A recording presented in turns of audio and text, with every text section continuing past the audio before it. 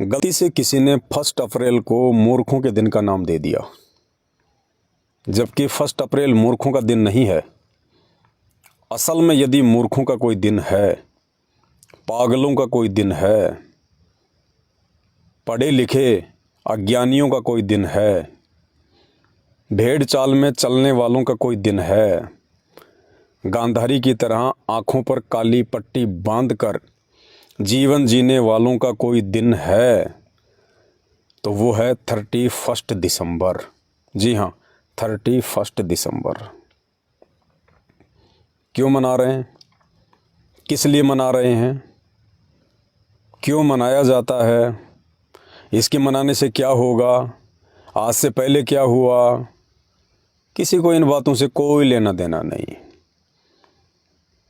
जैसे ही रात के 12 बजने वाले होंगे, अपने अपने मोबाइल उठाएंगे, पटाखे छोड़ेंगे, डीजे बजाएंगे, happy new year, happy new year. बाप अपने बेटे को बोलेगा, बेटा दादा को बोलेगा, दोस्तों को बोलेंगे हैप्पी न्यू ईयर। अब ये हैप्पी न्यू ईयर बोलने का मतलब क्या है? इसका मतलब ये है कि आगामी 1 वर्ष तक तुम्हारे जीवन में खुशियाँ ही खुशियाँ आएंगी। तुम्हारा आगामी 1 वर्ष मंगलमय होगा।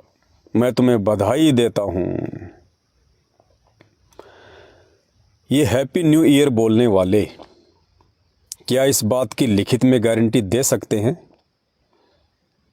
कि जिस व्यक्ति को वो हैप्पी न्यू ईयर बोल रहे हैं, आगामी 1 वर्ष में उस व्यक्ति के साथ में कोई सड़क दुर्घटना नहीं होगी, या उस व्यक्ति की डेथ नहीं होगी, या उस व्यक्ति का एक्सीडेंट नहीं होगा, या उस व्यक्ति को कोई रोग नहीं होगा, या उस व्यक्ति के ऊपर कोई संकट नहीं आएगा? क्या वो इस बात की गारंटी दे सकता है? नहीं। उसे खुद के आगामी 1 वर्ष का नहीं पता कि तेरे साथ में क्या हो जाएगा। फिर किस बात की बधाई, किस बात का हैप्पी न्यू ईयर? बहुत सारे लोग तो छतों पर मोबाइल से बात करते हुए नीचे गिरकर मर जाएंगे, सुबह न्यूज़पेपर में आएगी। दोस्त को बधाई देने के लिए सिग्नल के चक्कर में मकान पर चढ़कर बात कर रहा था, पैर फिसल गया, मृत्यु हो गई। दूसरों के मंगलमय जीवन की कामना करने वाले को अपने जीवन के विषय में नहीं पता। 1 सेकंड का भरोसा नहीं, 1 सेकंड आगे का पता नहीं, और दुनिया को साल भर की इकट्ठी बधाइयाँ देते फिर रहे हैं। इसी को कहते मूर्खता, मूर्खों का दिन। संत कहते हैं, ना जाने काल की कर डारे, किस विद डल जा पासावे, जिना दे सरते मौत खुड़क दी, उन्हानु केड़ा हंसावे। जिनके सर के ऊपर कच्चे धागे से कोई तलवार लटका दे और उस व्यक्ति को कोई कहे कि आप आराम से सोइए, निश्चिंत होकर सोइए, क्या वो व्यक्ति निश्चिंत होकर सो सकता है जो अपनी आंखों से देख रहा है कि तेरी गर्दन के ऊपर कच्चे धागे से तलवार लटका रखी है? वो चाहकर भी नहीं सो सकता, नींद आएगी नहीं उसको। ये दुनिया बेखबर, 31 दिसंबर मनाने वाले बेखबर दुनिया को रोज मरता हुआ देख रहे हैं। जब 2023 आया था, तुर्की में सबने मोबाइल पे एक दूसरे को बधाइयाँ दी थी, हैप्पी न्यू ईयर 2023। और तुर्की में भूकंप आया, रातों रात लाखों को ले मरा। क्या उनकी बधाइयाँ कुछ काम आई? दूसरों को बधाइयाँ देने वाले खुद ज़मीन में दफन हो गए। किस बात की बधाई? 2023 में भारत में बाढ़ से कितने लोग मरे? 2020 में कोरोना से कितने लोग मरे? किस बात की बधाई जब कोई गारंटी नहीं है? किस बात की खुशी? इसे कहते हैं मूर्खों का दिन। मूर्खों का दिन, जिसे खुद का नहीं पता वो दुनिया को गारंटी दे रहा है। इसे कहते हैं मूर्खों का दिन। और जिनको वो बधाइयाँ दे रहे हैं, आगामी 1 वर्ष में वो उनकी मैयत में भी जाएंगे। एक्सीडेंट होगा तब अंगूर का गुच्छा लेकर भी जाएंगे। और उस समय उनसे कोई पूछे कि भाई आप तो कह रहे थे कि आपका 1 साल बहुत अच्छा जाएगा, बहुत अच्छा गुजरेगा, फिर ये हॉस्पिटल में क्यों पड़ा है? इसकी टांग क्यों कट गई? इसका बेटा क्यों मर गया? आपने तो बधाइयाँ दी थी ना, फिर आपत्ति क्यों आई? कोई जवाब नहीं, सिर्फ फॉर्मलिटी, देखा देखी। और ये सब कुछ क्यों कर रही है दुनिया? इसलिए क्योंकि दुनिया को अभी आध्यात्मिक ज्ञान नहीं है। सांसारिक ज्ञान तो है, लेकिन आध्यात्मिक ज्ञान नहीं है। कुत्ता क्यों नहीं मनाता हैप्पी ईयर? गधे क्यों नहीं मनाते हैप्पी न्यू ईयर? इंसान के अलावा अन्य कोई भी प्राणी नए साल क्यों नहीं मनाता? होली दिवाली क्यों नहीं मनाते? बाकी तो सब काम करते हैं, वो बच्चे भी पैदा करते हैं, बच्चों का पालन पोषण भी करते हैं। इंसान के तरह उनके भी सारे अंग हैं, उनको भी सर्दी गर्मी हर चीज़ महसूस होती है, भूख लगती है, प्यास लगती है, प्यार प्रेम की भाषा वो भी जानते हैं। उनके पास में एक चीज़ की कमी है, और वो है विशेष बुद्धि। बुद्धि तो है उनके पास, लेकिन विशेष बुद्धि नहीं है। ये विशेष बुद्धि उस देने वाले परवरदिगार ने, उस देने वाले परमात्मा ने केवल और केवल इंसान को दी है। और हम उस विशेष बुद्धि को प्राप्त करके भी मूर्खों वाले काम कर रहे हैं। इसी को कहते हैं मूर्खता। ये शरीर, ये अनमोल रतन, ये मानव देह 84 लाख योनियां भोगने के बाद एक बार मिलती है। और ये हैप्पी न्यू ईयर मनाने के लिए नहीं मिलती। ये होली दीपावली मनाकर अपनी श्वास से बर्बाद करने के लिए नहीं मिलती। मानव जीवन की एक एक श्वास, उसकी कीमत का आकलन नहीं लगाया जा सकता। श्वासों पर हमारा जीवन टिका हुआ है। काउंटिंग करके वो देने वाला हमें श्वासें देता है। और जितनी श्वासें उसने दी हैं, जिस दिन वो श्वास पूरी हो जाएगी, उस दिन बहाना कोई भी बन जाएगा मौत का। ये शरीर छूट जाएगा। और दिया क्यों था ये शरीर?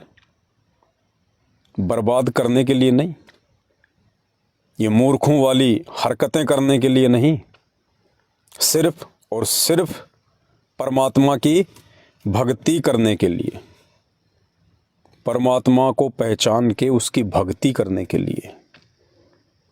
एक मौका दिया परमात्मा ने कि देख, मैं तुझे एक मौका दे रहा हूं, अगर तू ये मौका चूक गया, अगर तूने जीवन में कोई सच्चा गुरु धारण नहीं किया, तूने गुरु से नाम लेकर सच्ची भक्ति नहीं की, तूने फालतू की बकवादें नहीं छोड़ी, तो देख, ये शरीर छूटने के बाद फिर तुझे 84 लाख प्रकार के उन पशु पक्षियों कीट पतंगों के शरीर भोगने पड़ेंगे। फिर ना तू हैप्पी न्यू ईयर मनाएगा, ना तू मोबाइल चलाएगा, ना तू 56 प्रकार के भोजन खाएगा, ना तू होली मनाने के लायक न रहेगा, ना तू दीपावली मनाने के लायक रहेगा। और जो मौज मस्ती तुझे इस मानव जीवन में प्राप्त है, वो भी मनाने के लायक नहीं रहेगा। फिर भगवान हमें पशु पक्षियों के शरीर में डाल देता है। इसलिए भाइयों, किस बात की खुशी? पहचानो अपने आप को, पहचानो इस मानव देह को। मानव जन्म दुर्लभ है, ये मिले न बारंबार। जैसे पेड़ से पत्ता टूट जाए, वो वापस नहीं लगता डार। ये इतना अनमोल है, इसकी कीमत का कोई अंदाज़ा नहीं लगाया जा सकता और हम इसको बर्बाद कर रहे हैं। पल पल क्षण क्षण इन श्वासों को बर्बाद कर रहे हैं। सर के ऊपर तलवार लटक रही है और हैप्पी न्यू ईयर मना रहे हैं। सुबह का पता नहीं कि मेरे साथ में क्या हो जाएगा, मेरे परिवार के साथ में क्या हो जाएगा, रोड पर चलते चलते मेरे साथ क्या हो जाएगा। एक क्षण का भरोसा नहीं और डीजे पर नाच रहे हैं। 31 दिसंबर हैप्पी न्यू ईयर। आदरणीय संत गरीबदास जी ने कहा है कि ये संसार समझदा नाही और कहंदा श्याम दोपहरे नू, गरीबदास ये वक्त जात है रोगे इस पहरे नू। बाद में पछताओगे जब ये शरीर हाथ से निकल जाएगा। और ये मिट्टी का शरीर किसी भी क्षण तुम्हारे हाथ से निकल सकता है। वो परमात्मा ने कोई काउंटर नहीं लगा रखा हमारे माथे पर कि आपकी कितनी श्वासें बाकी हैं, लेकिन जितनी उसने दी है उतना ही चलेगा। कहते ना, जितनी चाबी भरी राम ने उतना चले खिलौना। भाइयों, ये मूर्खता छोड़ो और इस खिलौने में उस राम ने जो चाबी भर रखी है, वो चाबी खत्म होने से पहले पहले सच्चे संत की तलाश कर लो, सच्चा गुरु धारण कर लो। ये भक्ति करने के लिए परमात्मा ने मानव शरीर दिया है। अगर इसको बकवाद करके बर्बाद करोगे, अगला जन्म पशु का, पक्षियों का, कीड़े का। अब कीड़ा लैट्रिन में भी पैदा हो सकता है, कीड़ा गंदी नाली में भी पैदा हो सकता है। ये शरीर मिलेंगे फिर पछताओगे। ये दिन याद करने के लायक भी नहीं रहोगे। उन पशु योनियों में फिर तुम्हें कोई नहीं बताएगा, कोई नहीं समझाएगा। और अगर कोई कान पकड़ के समझाएगा कि बेटा भक्ति कर, तो उस पशु योनि में वो बातें समझने के लायक तुम्हारे पास में बुद्धि नहीं रहेगी। इसलिए आज समय है, थोड़ा सा विचार करो। यूट्यूब पर जाकर सर्च करो, संत रामपाल जी महाराज के सत्संग। कुछ दिन उनके सत्संग सुनिए उनके प्रवचन। ज्ञान से ही ज्ञान होता है। किसी के विचार जब तक सुनोगे नहीं, उसके बारे में जानोगे नहीं, और जानोगे नहीं तो ये जीवन ऐसे ही बर्बाद होता रहेगा। और अगला जन्म गधे, कुत्ते, सूअर, कीट, पतंग, मक्खी, मच्छर, कीड़े मकोड़े, फिर सोना रजाई ओढ़ के, फिर इच्छा करना 56 प्रकार के भोग खाने की, फिर घूमना एरोप्लेन में, फिर करना अपनी मनमानियाँ, फिर मनाना 31 दिसंबर, फिर मनाना होली, दीपावली, ईद, बकरा ईद। किसी लायक नहीं रहोगे। समय है और ये समय भी बहुत कम बचा है।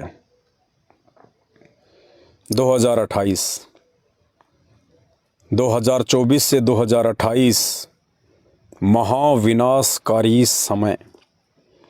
कब किसके साथ क्या घटना घटित हो जाए, मानव जाति पर कब कौन से समय कौन सी भयानक आपत्ति आ जाए, कुछ भरोसा नहीं। अभी तो फुदक रहे हैं कि रात के 12 बजने वाले हैं, रात के 12 बजने वाले हैं। पटाखे फोड़ेंगे, रॉकेट चलाएंगे, डीजे बजाएंगे, डांस करेंगे। दारू की बोतलें भी आ गई, बकरे भी कट के आ गए, यार दोस्त भी आ गए। 31 दिसंबर मनाएंगे और रात के 12 बजने से 1 घंटा पहले फ़ोन आ जाए कि भाई आपका बेटा छत से पैर फिसलने से नीचे गिरकर मर गया। वो व्यक्ति जो पूरी तैयारी करके बैठा था 31 दिसंबर मनाने की, ज़रा मना के दिखाए। जिसका इकलौता बेटा रात के 12 बजे से 1 घंटा पहले मर चुका हो, वो व्यक्ति मुझे 31 दिसंबर मना के दिखाए। फिर किस बात की खुशी? ना तुम्हारी गारंटी, ना तुम्हारे परिवार की गारंटी, ना तुम्हारे यार दोस्तों की गारंटी। फिर किस बात की खुशी? इसी को कहते मूर्खता, ज्ञान नहीं। और ये ज्ञान उस समय तक नहीं होगा जब तक तुम संत रामपाल जी के सत्संग नहीं सुनोगे। जिंदगी में नहीं हो सकता। और आने वाले 3 साल इस मानव जाति के लिए दर्द भरे साल, दर्द भरे। शुरुआत 2024, आगे क्या होगा? समय है। गालियां चाहे कितनी निकाल लेना, कमेंट्स में कितना ही गंदा बोल लेना, कोई फर्क नहीं पड़ेगा। लेकिन उस समय आप लोगों को ज़रूर फर्क पड़ेगा जब ये आपत्तियां आपके और आपके परिवार के ऊपर कहर बनकर टूटेंगी। उस समय तुम्हें पता चलेगा कि भक्ति क्या चीज़ होती है। उस समय पता चलेगा कि भगवान कौन है। जिनकी आप भक्ति कर रहे होंगे ना, वो नहीं आएंगे सामने। वो कोरोना में सामने नहीं आए। आने वाला समय तो कोरोना का बाप है, कहाँ आएंगे? वो 33 कोटि देवी देवता कोरोना के समय कहाँ छुप गए?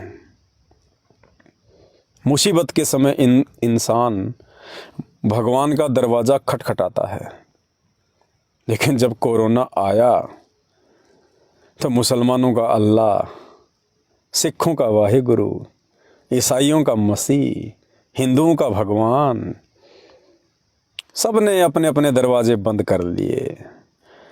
उन मुल्ला और काजियों ने, उन पाठियों ने, उन पास्टरों ने, उन पुजारियों ने, पंडितों ने दरवाजे बंद कर दिए। उन मूर्तियों के ऊपर मास्क चढ़ा दिया। आने वाला समय कोरोना का बाप है और उस समय कोई बचाएगा, वो भी दुनिया का बाप होगा। और वो दुनिया का बाप आज धरती पर आया हुआ है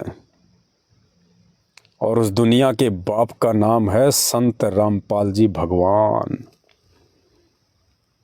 अभी समझ में नहीं आएगी। जब तक सत्संग नहीं सुनोगे समझ में नहीं आएगी। मजाक लगेगा, मैं आपको मूर्ख लगूंगा। लेकिन जब वो आपत्तियां कहर बन के आएंगी तुम्हारे ऊपर बीतेगी, और जब तुम्हारे सभी देवी देवता, तुम्हारे भगवान, तुम्हारे अल्लाह, तुम्हारी वो इष्ट देव, तुम्हारे गुरुजन तुम्हारा साथ छोड़कर जा चुके होंगे, उस समय तुम्हें पता चलेगा कि भगवान कौन है। इसलिए समय रहते इन बकवादों को छोड़कर संत रामपाल जी के सत्संग सुनना शुरू कर दीजिए। अरे साल 2023 में हमास में जितने भी लोग रहते थे, फिलिस्तीन में जितने भी लोग रहते थे, क्या उन्होंने एक दूसरे को नए साल की बधाइयाँ नहीं दी होंगी? कहाँ गई उनकी वो बधाइयाँ? वो पूरा का पूरा हमास 10 लाख लोग बेघर हो गए, रोटी को तरस गए, बने बनाए मकान छोड़ने को विवश हो गए। कितने लोग मृत्यु को प्राप्त हो गए। क्या काम आई वो बधाइयाँ? फोकट में, फालतू में, फॉर्मलिटी में बोल रहे थे। समझो, ये 2024, 25, 26, 27, 28 बहुत पीड़ा देगा, भयंकर पीड़ा देगा। 2024 में बीज डल जाएगा, बीज। और जैसे जैसे वो आपत्तियों का बीज अंकुरित होगा, पौधा बन के निकलेगा, भयंकर, उसका फल बहुत भयंकर। इसलिए भाई और बहनों, सुधर जाओ। उस परमात्मा ने ये मानव शरीर बकवाद करने के लिए नहीं दिया, भगवान भजने के लिए दिया है। और ये जानकारी तुम्हें उस समय तक नहीं हो सकती जब तक तुम परम पूज्य सतगुरु रामपाल जी भगवान के सत्संग सुनना शुरू ना कर दो। ये बाकी नकली संत तुम्हें नहीं बताएंगे। इन्हें खुद नहीं पता कि मानव शरीर क्यों मिलता है, मानव शरीर किस लिए हमें प्राप्त हुआ है, हमें क्या करना चाहिए इस शरीर से। पशु कर्म करने चाहिए या देव कर्म करने चाहिए। लेकिन हम तो पशु कर्म कर रहे हैं। जो पशु कर रहा है, बच्चे पैदा करना, पालन पोषण करना, अंत में मर जाना, वो एक काम इंसान कर रहा है। थोड़ा सा फर्क है, सिर्फ थोड़ा सा।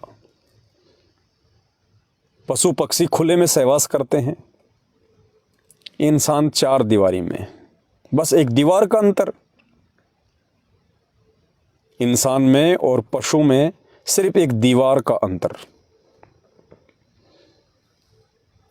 पशु पक्षी फेंके हुए टुकड़े खाते हैं,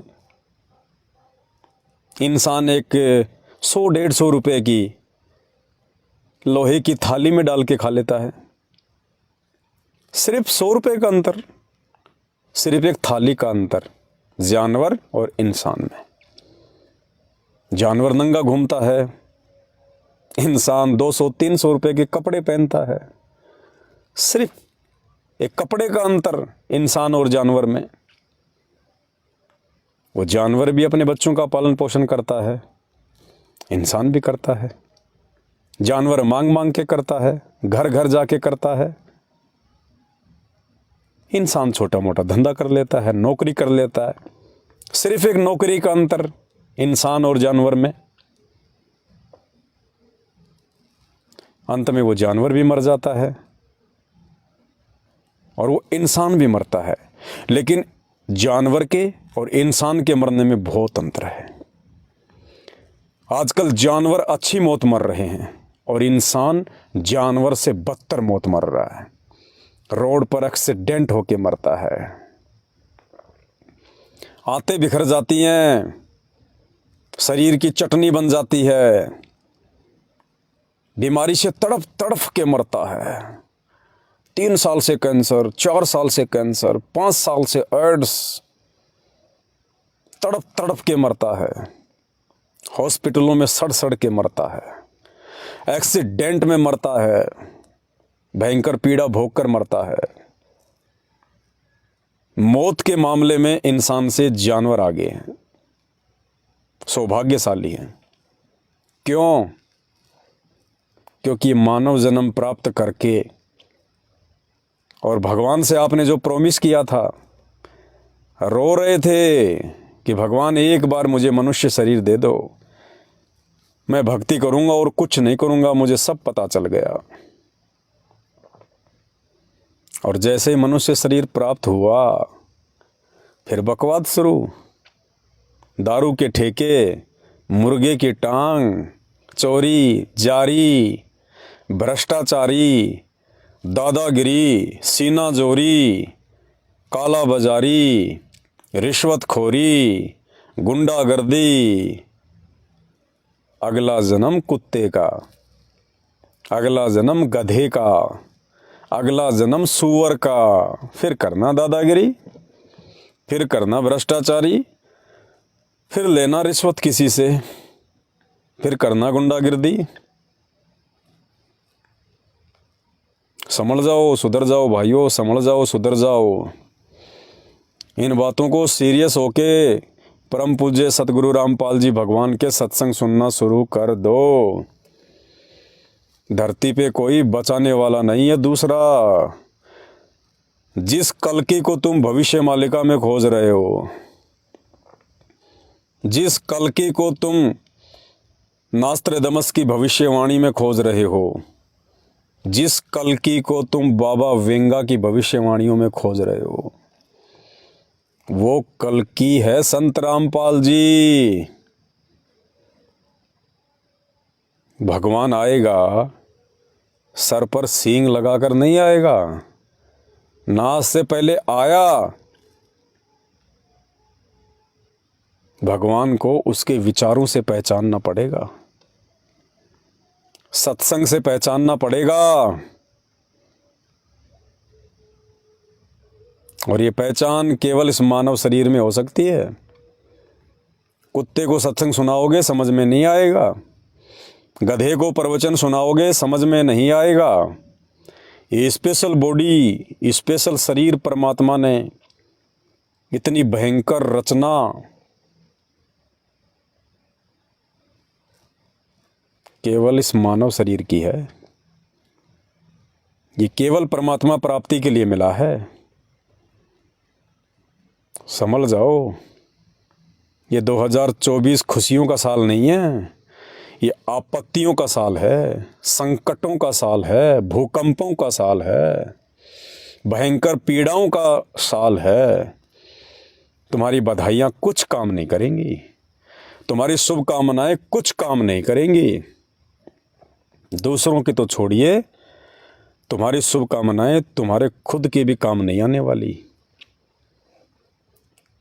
इसलिए अंत में फिर कहूँगा, इस शरीर को बकवाद में नहीं, भगवान की प्राप्ति में लगाओ।